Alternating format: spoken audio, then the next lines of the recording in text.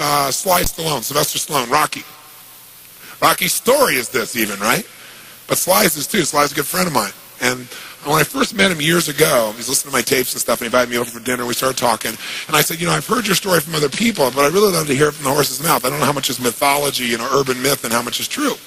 So he told me his whole story. He said the essence of it, though, was, he said he knew his whole life what he wanted to do since he was very, very young. He wanted to be in the movie business, period. I mean, not just TV, movies.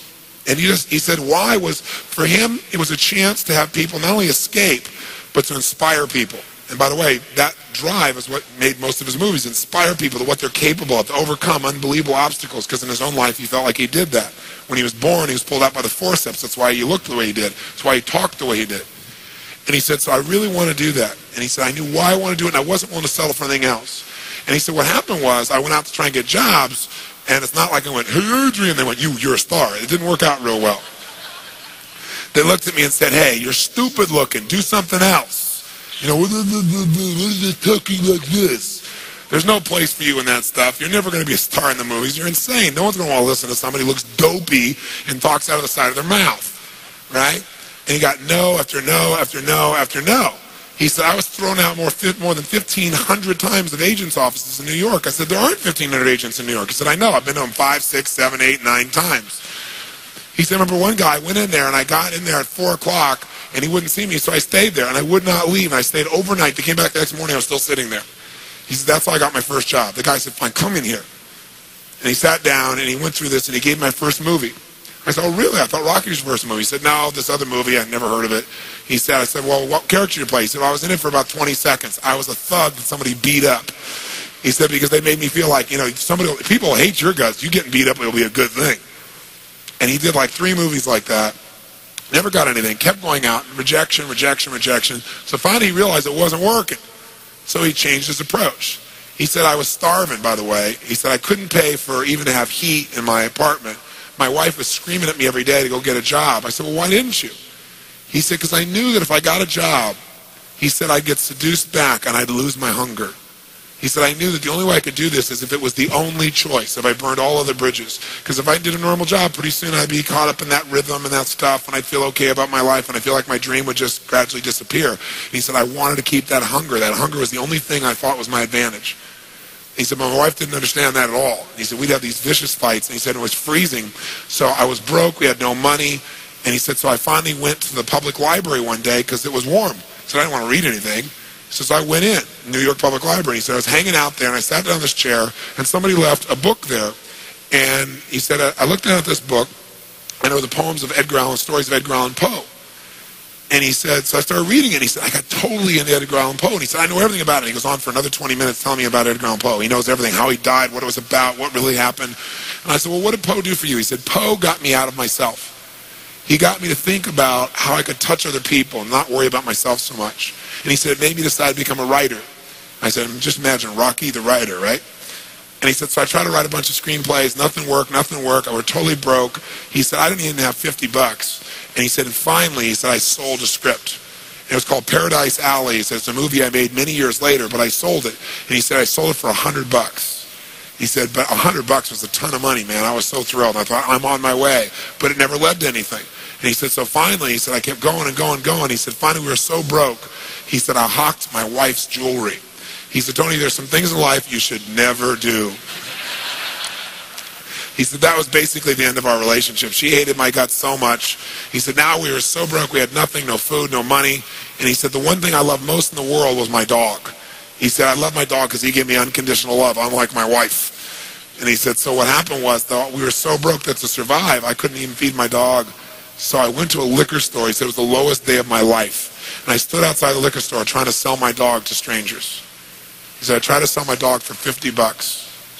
And he said, finally this one guy negotiated with me and bought my dog for me, my best friend on earth, for $25. He said, I walked away from there and I cried. He said, it was the worst thing that ever happened in my life.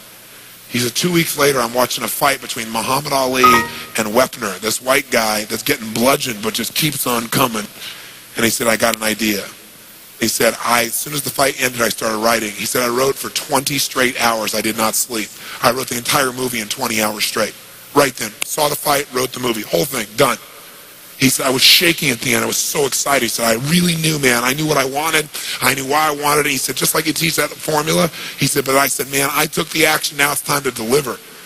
And so he said, I went out and started trying to sell it to agents. And they all would read it, and they'd say, you know, this is predictable. This is stupid. This is sappy. He said, I wrote down all the things they said, and I read them the night of the Oscars when we won. Right? He said, it was really good, right? The greatest revenge is massive success. And he said, so what happened was, he said, I kept going, trying to sell it, nobody going, I'm broke, I'm starving. He said, finally, I meet these guys, they read it, and they believe in the script, and they love it. And they offer me $125,000 for my script.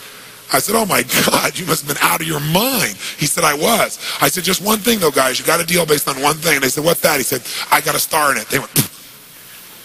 What are you talking about? You're a writer. I said, no, I'm an actor. I said, no, you're a writer. I said, no, I'm an actor. That is my story, and I'm Rocky. He said, I got to play it. You know, I got to be the head person. I got to be the starring role. And they said, there's no way. We're not going to pay you $125,000, take some no name and stick you in that and throw our money away. We need a star, you know? And they want to have Ryan O'Neal play Rocky, to give you a picture. Can you imagine? That's who they picked, right? And so he said, no way, Ryan O'Neal isn't Rocky, I'm Rocky. Went through this whole thing, right? They finally, they said, well, take it or leave it. He said, I left the room. I said, if that's what you believe, you don't get my script. And he left. Here's a man with no money, none, totally broke, offered $125,000 more money he'd seen in his lifetime, and he walked away because he knew his real what? Knew his real what? And why he wanted it. He was committed to it. So he said they called him a few weeks later, and they came and brought him back, and they offered him $250,000 not to star in his own movie. He turned it down, $250,000. They came back, their final offer was $325,000. They wanted this thing. He said, not without me, and they said no. They finally compromised, and they gave him $35,000 and points in the movie, because they said, if this is going to happen, then you're going to take the risk with us. And the bottom line is, we don't think it'll work, but at least we won't spend a bunch of money on you. And then they only spent $1 million to make Rocky, and it grossed $200 million at the time. Right? I mean, it was done pretty well.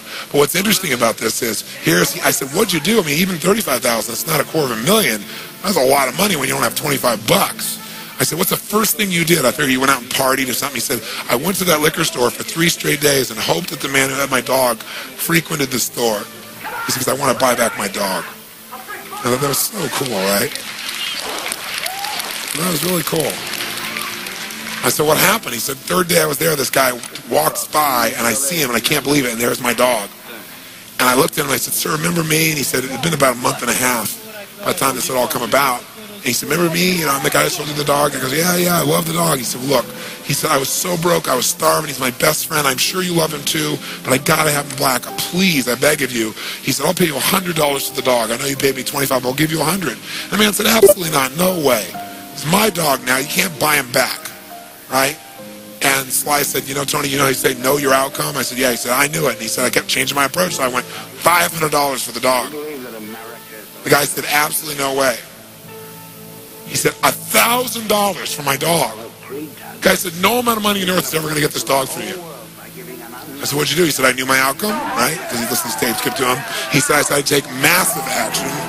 He said, I got my dog. I just kept changing my approach, so I got it. I said, what'd it cost you? $15,000 and a part in Rocky. The guy's in Rocky.